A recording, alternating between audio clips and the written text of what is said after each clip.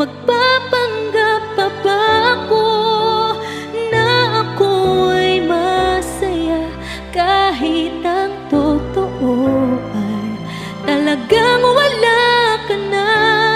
At kung bukas pagmulat ng aking mata may mahal ka ng iba, wala na akong magagawa, di ba?